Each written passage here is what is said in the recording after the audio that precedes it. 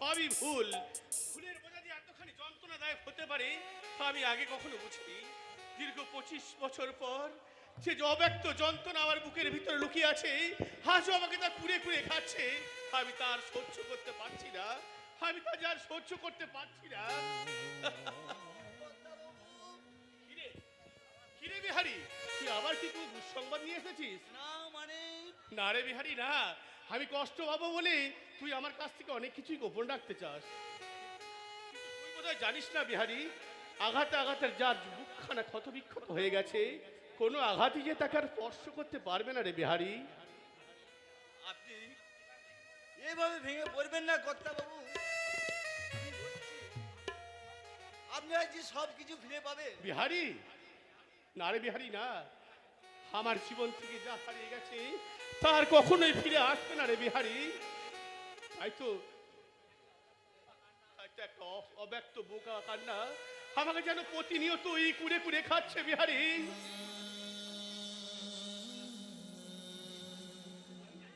আমি জানি এই সংসারে কোনো কিছুই আমার অজানা নয় বিহারি। বড় গিন্নিমাকে যেদিন কাঁদতে কাঁদতে এই বাড়ি ছেড়ে চলে যেতে দেখেছিলাম, সেদিনই আমি বুঝেছিলাম এই লক্ষ্মী ছাড়া সংসারে বিহারি আর শান্তি ফিরে আসবে না। ও বিহারি আপনি আবার বিয়ে করলেন নিশিত দাদা বাবু আর মালা দিদিমণির কথা চিন্তা করে আপনি হয়তো কিছুটা শান্তি পেয়েছিলেন, কিন্তু সে শান্তি যে ক্ষণস্থায়ী। ছোট গিন্নিমাও মারা গেলেন, অত বড় কারখানা দিনার দায়ে বিহারি নীলাম হয়ে গেল। এদিকে ওই নিশিত দাদা বাবুটা একবার অমানুষ হয়ে গেল। অভিশাপ সবই ওই সরজুর চোখের জলের অভিশাপ রে বিহারি। হাবি হাবি শচীন রায়, জানিস জানিস তুই বিহারি জানিস, সেদিন আমি ওই সরজুর চোখের জলের কোনো মূল্য দিইনি, তাই তো আমি তাই সাজা পেয়েছি রে বিহারি। সেই চোখের জলের সাজা আমি আজ পাচ্ছি বিহারি।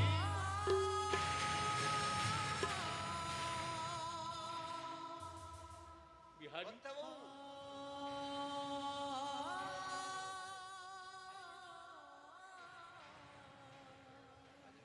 আজ আমি তোর কাছে হাত চো করে মিনতি করছি বিহারি, তুই যেমন করে পারিস যেভাবেই পারিস আমার সরযুগে তুই আমার কাছে ফিরিয়ে দে বিহারি, আমার সরযুগে তুই আমার কাছে ফিরিয়ে দে পারলে আমি বড় ধন্যবাদ বিহারি।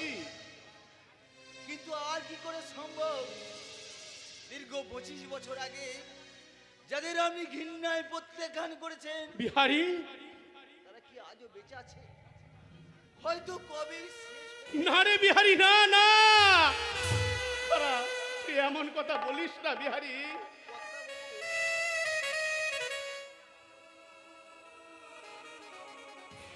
তাদের ছবি আমি এখনো আমার মন থেকে মুছে ফেলতে পারিনি রে বিহারি, আর জীবনে কোনোদিনও পারবো না। তুই তুই জানিস বিহারি, তুই জানিস আমি জানি তারা এখনো নিশ্চয়ই বেঁচে আছে। তারা যেখানেই থাকুক সুস্থ থাকুক, হে আমি ঈশ্বরের কাছে প্রার্থনা করি, হে ঈশ্বর তারা যেখানেই থাকুক তুমি তাদের সুখী রেখো ঠাকুর, তুমি তাদের সুখী রেখো ঠাকুর, তুমি তাদের সুখী রেখো।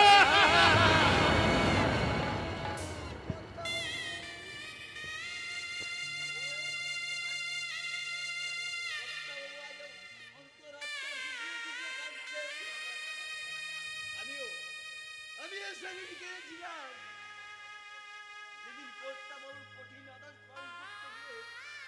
ওই মাংস বিন্দুটাকে আমি ওই অনাথ আশ্রমে দেখে এসেছিলাম। ও ও ভগবান, মানুষ কত অসহায়, নিজের ইচ্ছার বিরুদ্ধে তাকে যে কত কাজ করতে হয়, তাকে যে কত কাজ করতে হয়। বিহারিদা আমার বই, এ কি বিহারিদা তোমার চোখে জল কেন? তুমি কাঁদছো? হ্যাঁ হ্যাঁ, ওই নাদু, এই আমি শুধু শুধু কাঁদতে যাবো কেন? তাহলে তোমার চোখে জল কেন? ও ওই ওই একটা বোকা এসে পড়লো কিনা। একটা পোকা একই সঙ্গে দুটো চোখে পড়তে পারে না। আহ আমি এত শত জানি না বাবু। একটা কথা বলবো দিদিমণি? কি কথা? ওই তো তুমি বরং পুলিশের চাকরি নাও, কেন? তাহলে ওই খুব সহজেই চোর গুন্ডা বদমাশদের ধরে তুমি তুমি ওদের গাড়বে বুঝতে পারবে। বিহারিদা, আশ্চর্য মানুষ বিহারিদা। আমাদের সমস্ত দুঃখ কষ্ট সে ভাগ করে নেবে, কিন্তু তার একটুকু দুঃখ আমাদের সে ভাগ করতে দেবে না। সরি মালা, আজ আমার আসতে একটু দেরি হয়ে গেল। কি ব্যাপার, আপনার আজ এত গম্ভীর দেখাচ্ছে কেন? বুঝতে পারছেন না? ও হ্যাঁ হ্যাঁ, তুমি বলেছিলে অবশ্য, সেদিন অবশ্য তুমি বলেছিলে গান আর সেই সঙ্গে আরো কিছু বলেছিলাম। এটাও বলেছিলাম যে আমার সামনে আপনি আর কোনোদিন আসবেন না। ও আসল কথা কি জানো মালা, আমি কারো উপর রাগ করে থাকতে পারি না। প্রকৃত শিল্পীরা বোধ হয় এরকমই হয়। ও হ্যাঁ, কদিন ধরে তোমাকে একটা কথা বলবো ভাবছিলাম। কি কথা? ওই যে অর্পণ না কি যেন নাম ছেলেটার, হ্যাঁ, অর্পণ। কেন, কি হয়েছে? ওর মতন একটা হা ঘরে ছেলের সাথে তোমার মেলামেশা করে একবারই ঠিক হচ্ছে না। জয়ন্ত বাবু, আমি খোঁজ নিয়ে দেখেছি ছেলেটা একটা লম্পট চরিত্রহীন। চুপ করুন। নিজেকে দিয়ে দুনিয়াটাকে বিচার করবেন না। তার মানে আমি হ্যাঁ, অর্পণ আমার ভাবি স্বামী, তাই তার সম্বন্ধে আপনার মুখ থেকে কোনো কথা আমি শুনতে চাই না। তুমি ভুল করছো মালা। কাঞ্চন ফেলে কাঁচকে আঁচলে বেঁধে তুমি কোনো সুখী হতে পারবে না। এই শহরের বুকে আমার নিজস্ব বাড়ি আছে, গাড়ি আছে, আর ওই অর্পণ বস্তিতে থাকে। পারবে কি তুমি ওই বস্তির আলো বাতাসহীন ঘরে থাকতে? তা তো আমি ভেবে দেখিনি। তাহলে তুমি আমার প্রস্তাবে রাজি? ইয়ে মানে, চলো মালা, আজই আমরা ম্যারেজ রেজিস্ট্রি অফিসে গিয়ে আমরা বিয়ে করি। বিহারিদা, বিহারিদা, কি হলো, আবার বিহারিদাকে ডাকছো কেন? কেন? বিহারিদা, এই হ্যাংলা কুকুরটাকে সদর সদর দরজাটা একটু দেখিয়ে দাও তো। ওই কুকুর, কেন? এই তো তোমার পিছনে দাঁড়িয়ে আছে। তার মানে এ তো মাস্টার বাবু। মানুষ যখন পশুর মতো আচরণ করতে থাকে তখন তাকে আর মানুষ বলে গণ্য করা যায় না, নয়তো মানুষের মর্যাদা যে আর থাকবে না। আচ্ছা, আজকের এই দিনটার কথা মনে থাকবে।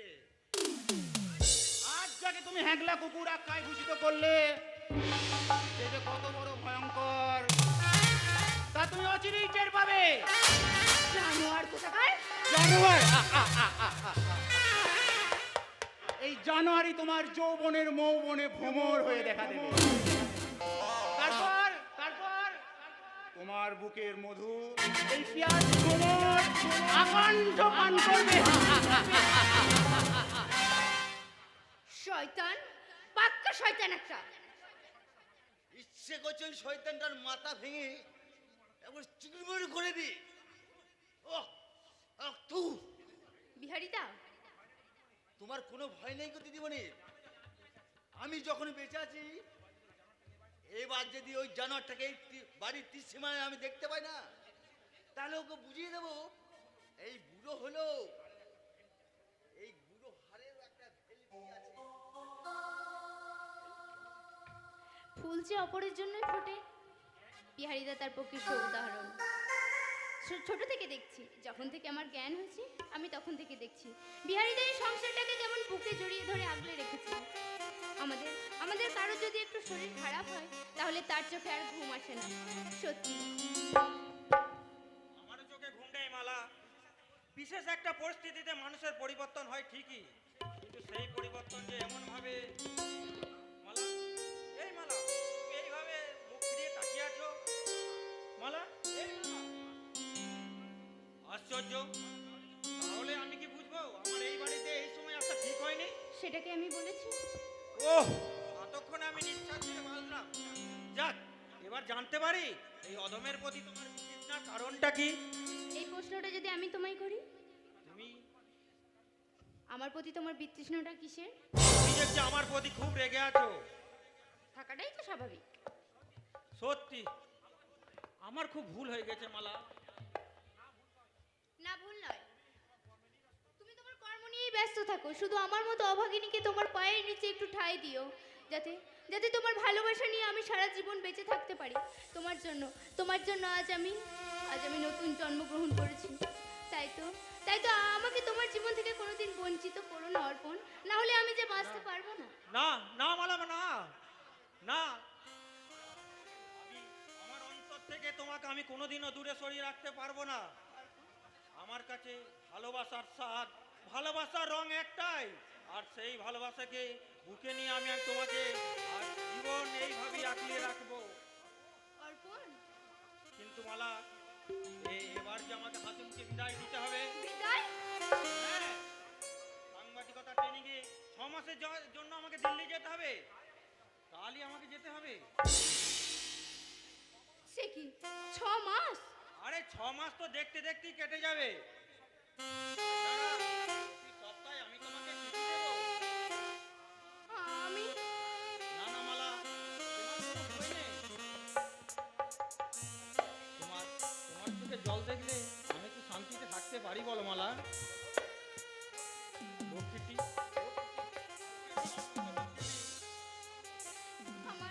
আমার যে খুব ভয় করছে অর্পণ। তোমার কোনো ভয় নেই মালা। চাকরিটা আমার পার্মানেন্ট হয়ে গেলে আর তখনই আমার কাজ হবে তোমাকে বধূ বেশে।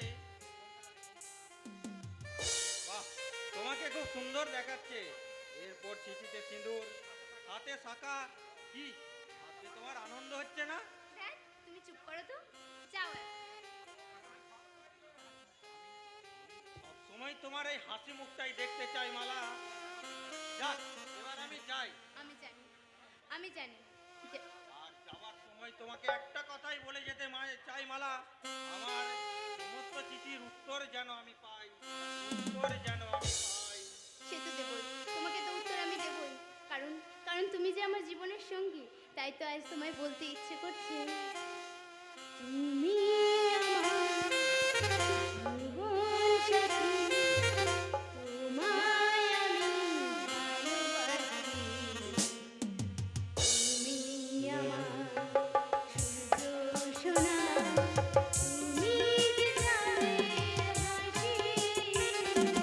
তুমি আমার জীবন সাথী, তোমায় আমি ভালোবাসি। তুমি আমার সূর্য সোনা, তুমি যে চাঁদের হাসি।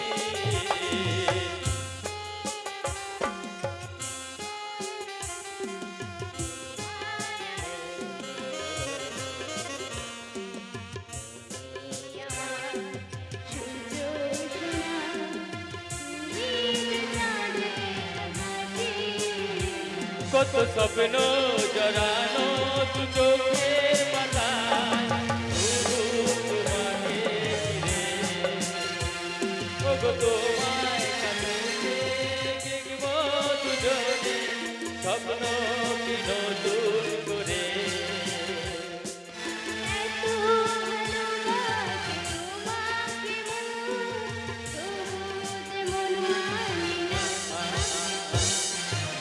তুমি আমার জীবন সাথী, তোমায় আমি ভালোবাসি। তুমি আমার সূর্য সোনা,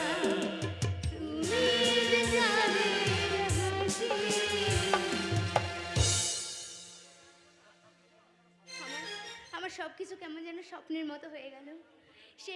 সেই প্রথম পরিচয়ের দিন থেকে ক্ষমা করব না, সেই শয়তানটাকে আমি কিছুতেই ক্ষমা করব না।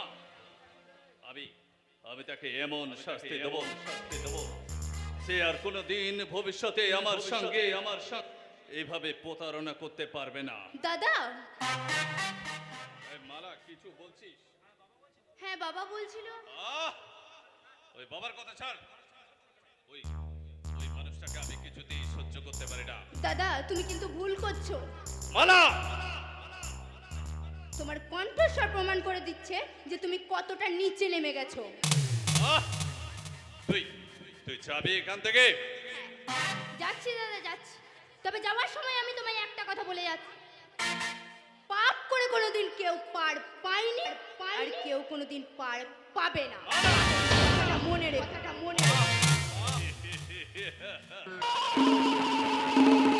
আরে পাপ করে বিচার করবে কে? ভগবান! সে তো কবে মরে ভূত হয়ে গেছে। আরে মলয় যে আয় আয় আয়। এই তুই তো একেবারে ডুমুরের ফুল হয়ে গেছিস। শুধু আমার কথা কেন বলছিস, তুই নিজের কথাটা একটু বল। আচ্ছা তোর খবর কি বল? খুবই ভালো, আমি চাকরি পেয়েছি। চাকরি পেয়েছিস? হ্যাঁ, আরে কিসের চাকরি? দেশের শান্তি রক্ষকের কাজ। তার মানে ও সাদা শহর কথাটা তুই বুঝতে পারলি না? আমি পুলিশের চাকরি নিয়েছি। আরে শুনলে তুই আরো খুশি হবি, আমি লোকাল স্টেশনে পোস্টিং পেয়েছি। সে কি এত চাকরি থাকতে তুই কিনা পুলিশের চাকরি নিলি? না না না মলয় না, তুই পুলিশের চাকরিটা করাটা তো ঠিক হয়নি। কেন বলতো? আরে তোরা বোধহয় জানিস না, এখন এখন সাধারণ মানুষ পুলিশের উপর ভরসা উঠে গেছে। জানি জানি জানি, এটাও তো ঠিক, কিন্তু সব পুলিশ সমান নয়। আর পুলিশ হাত পেতে ঘুষ নেয়, বলোই। এটাই কি একমাত্র তাদের আসল পরিচয়? আর এর বাইরে কি পুলিশ দেশের জন্য কোনো কাজ করে না? আমি আমি বলি কি মলয়, তুই পুলিশের চাকরিটা ছেড়ে দে। তুই যদি চাস আমি তোকে একটা চাকরির ব্যবস্থা করে দিতে না পারি। নিশি, এই কাজের মধ্যে একটা চ্যালেঞ্জ আছে, আর সেই চ্যালেঞ্জের মধ্যে দিয়ে আমি প্রত্যেকটা সাধারণ মানুষের মন জিতে নিতে চাই। এই তোর শেষ কথা? আরে কেন বলতো? না মানে দেখ মলয়, সব পাখি তো মাছ খায়, কিন্তু শুধু দোষ হয় মাছ রাঙার। তাই বলে মাছ রাঙা তো আর মাছ খাওয়া মলয়। করতে পারে না। ঠিক আছে মলয়, ঠিক আছে, আজ চলি, আমার বাড়ি আসি। বিগড়ে গেল আমার মনটা, বিগড়ে গেল না, কিন্তু না, আমাকে নার্ভাস হলে চলবে না, চলবে না।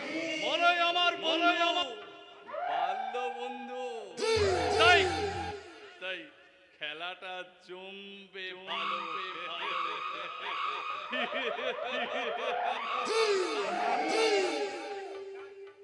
যাই, এখন এখন আমি কাজটা সেরে আসি।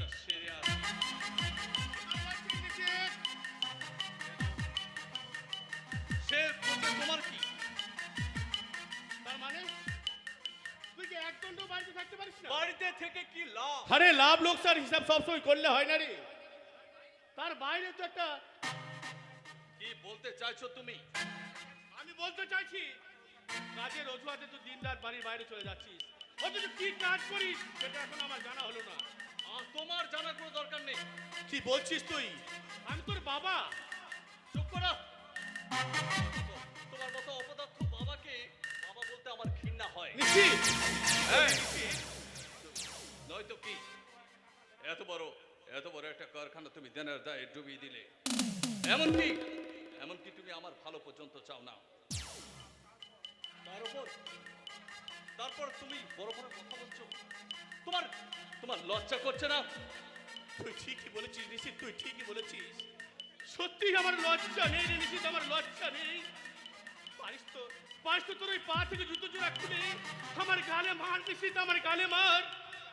আমি সে আঘাত সহ্য করতে পারবো, কিন্তু তোর ওই অধঃপতন আমি কিছুতেই সহ্য করতে পারবো না। তোমার কোনো কথাই আমি কেয়ার করি না। তবে আর দেরি করছিস কেন? মার মার মার মার, তোর ওই পায়ের জুতো জোড়া খুলে আমার চেহারা বদলে দে। সরে যাও বলছি। তোমার সঙ্গে কথা বলে বাজে সময় নষ্ট করার সময় আমার নেই। আমার এখন অনেক কাজ। আজ তোকে আমি বলে দিচ্ছি, কি কাজ তুই করিস সেটা আমাকে আজ তোকে বলতেই হবে নিশ্চিত। বলতে আমি বাধ্য নই। বলতে তোকে হবেই হবেই। নরে তুই এই কোনো মতেই বাড়ির বাইরে যেতে পারবি না। তুমি আমাকে ভয় দেখাচ্ছ। ভয় দেখাচ্ছি। সরে যাও তুমি। বাড়ি যেতে না। আমি কিন্তু কঠিন হতেও পারি।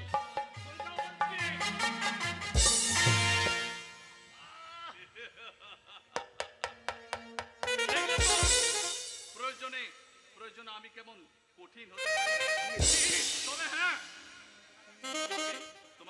বিষয়ে আমি আশ্বস্ত করতে চাই।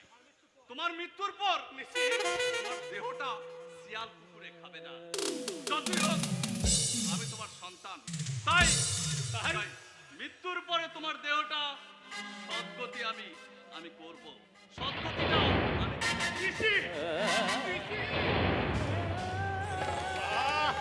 আমি বাহ, শুনলে তো বাবুরা, তোমরা শুনলে? বেঁচে থাকতে যে সন্তান আমাকে দুমুঠো অন্ন দেয়নি, সে কিনা